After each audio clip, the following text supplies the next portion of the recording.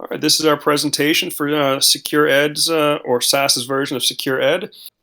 So in this, we already had some built-in vulnerability issues to do with input validation, SQLI injections, as well as path traversal weaknesses that were found in this program. And to help demonstrate what we did and what we found, we chose 4 different functions: the login, user search, course search, as well as entering grades, just so we can show for different level or trust levels. For this one right now, we're going to show the login. So typically, beforehand, it would accept anything outside of a email format or anything or that would allow SQLI injections. But now, the way it's set up, if you include anything about the password itself, the email address or the password that contains like a special character or something, it will give us an error message saying email or password format is invalid, because for this one, the password has to be standard name, uppercase or alphanumeric email address with an at sign as well as .com, and the password is uppercase, lowercase, special, and a number with no special characters. So now, if they try to log in with anything else, it gives you this error message.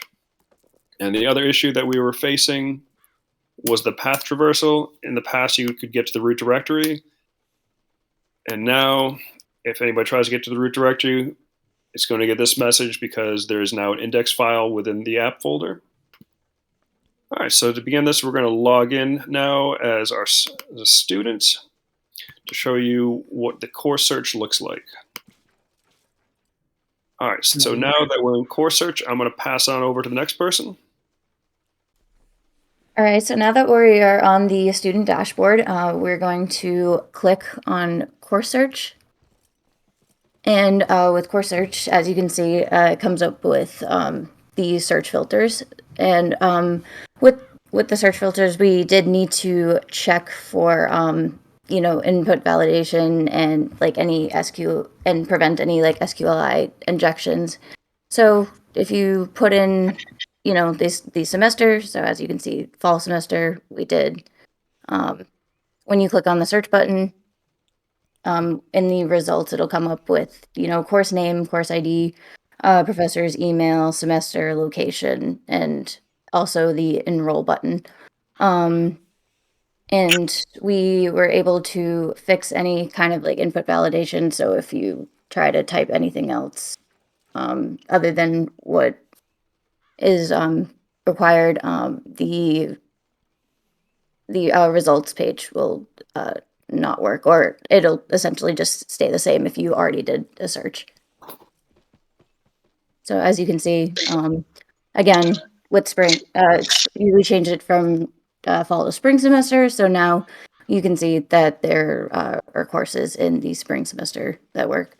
So if we move over to the PHP file, we can, it shows like our code and everything that we did to prevent the input validation. And even after that, we prevented the SQLI injections using a function called bind parameterize, which just checks to make sure there are no like characters or anything like that when trying to do any type of search. All right, so we're going to switch on over to the faculty side real quick to show what enter grades looks like. If you want. Hello, everyone. I will be introduced Intergrade, and I will introduce how we fix the availability on the coding.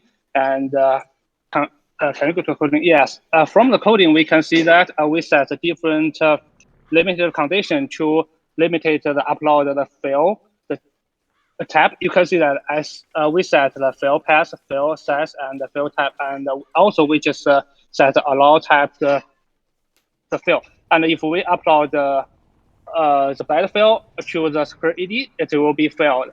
And if we upload the correct file, it will be correct. So can you go to the integrate steps? And I will show. We just go to integrate and choose the file, and go to choose grade, a CV file. Yeah, and set the number. Yes, it will be submit successful. Yeah.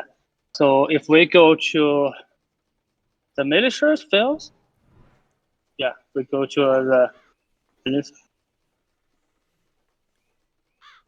yes, and upload the submit will be failed.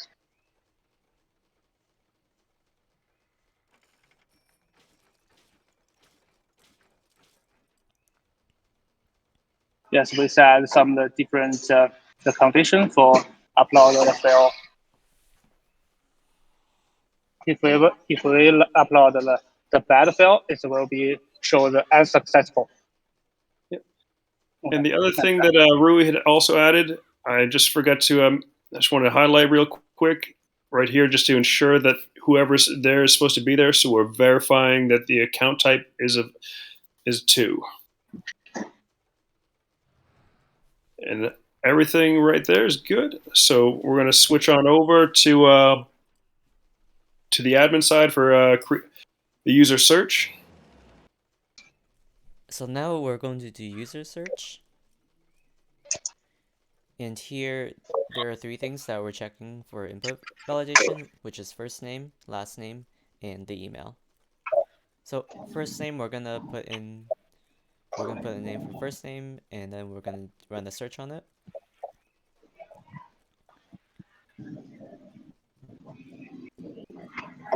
And now it shows up.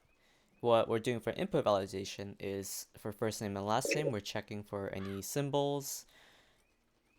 As you can see at the top of the page right there. It'll check for any symbols and just make sure that the text is like just only letters and numbers. And for the email input validation, it will make sure that it's a proper email format as well. And below that, there are also the parameterized for SQL queries. That way, it will prevent SQL injections.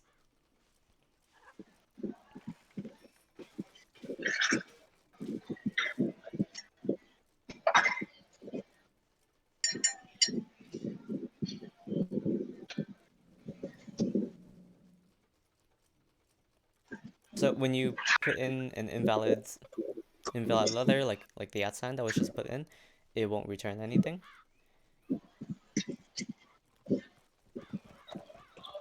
And do you want to try the email real quick, Alex? Sure. Yep, let's pop in an email real quick. So I am going to pull one out of the config file that we... Actually, you know what? I just remembered a good email address that we can work or try. So we're going to do faculty, instructor, and we're just going to verify that we have the correct email address for them by make sure we are going to use the right one. So he is an associate. So we're just going to make sure that you're using the right information since he's a faculty member.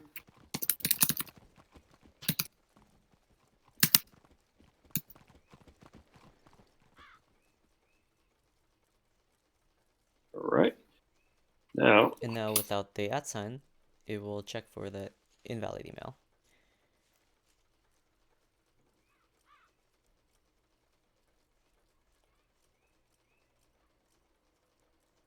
All right. And once the @ sign is put back again, it will properly do another search. All right, and that is everything. And something that we had also implemented, so we can no longer get to the root directory at any of the functions as well. And because of this, Secure Ed design has a safer and secure design. Every time a user logs in, it is verifying that the correct person or the right person is being where they are. The person who is there is supposed to be there.